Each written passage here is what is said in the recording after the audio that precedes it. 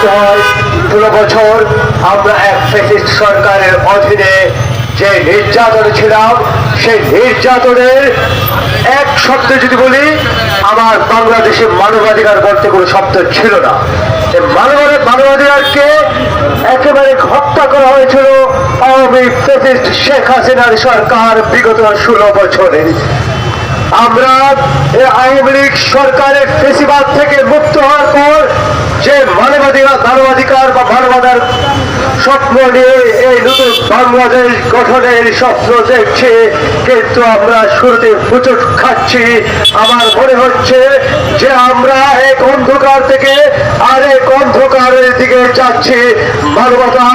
মানবাধিকার শুধু স্বপ্নের মধ্যে থেকে যাচ্ছে, কিন্তু সেই স্বপ্নের আশা পূরণ হবে বলে আমার মনে হচ্ছে না। কেননা বন্ধুগণ, যে মিথ্যা মামলা বিগত আওয়ামী সরকার রাজনৈতিক নেতৃবৃন্দের পাশাপাশি যে সাধারণ মানুষকে মিথ্যা মামলা দিয়ে হয়রানি নির্যাতন করত, সাধারণ মানুষকে যে নির্যাতন করত, সে একই রকম আমরা দেখছি 5ই আগস্টের পর আবারও রাজনৈতিক রাজনৈতিক নেতা কর্মীদের পাশাপাশি অনেক সাধারণ মানুষ, এমনকি প্রবাসীও বিদেশ থেকে এই মামলার আসামি হচ্ছেন। অনেক প্রবাসী যারা এই দেশের রাজনীতিতে বিন্দুমাত্র সম্পৃক্ত নাই, ছিল না, তারা বিদেশে কামলা দিয়ে টাকা উপার্জন করে দেশে পাঠায়।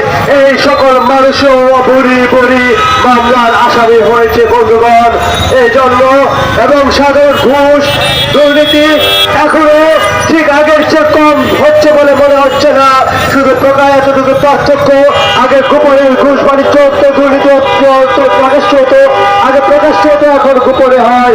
এই জন্য এই দেশের মানুষকে সোচ্চার হতে হবে, মানবাধিকার সংগঠনগুলোকে সোচ্চার হতে হবে এবং সকল মানবাধিকার সংগঠনগুলো ঐক্যবদ্ধভাবে এই আগামী দেশকে নিয়ে যাবে বলে মনে করছি।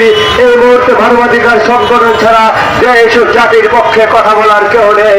আমরা রাজনীতিবিদরা রাজনীতির স্বার্থে, রাজনীতি দলের স্বার্থে শুধু কথা বলছি, কিন্তু দেশ ও জাতি এবং মানুষের পক্ষে আমরা কথা বলছি না। এই মুহূর্তে আপনি তাদেরকে ঐক্যবদ্ধ করুন, তাদেরকে থাকুন, তাদেরকে বলুন আমরা কোনো রাজনীতির দৃষ্টিতে বাংলাদেশকে বিচার করবো না, যেখানে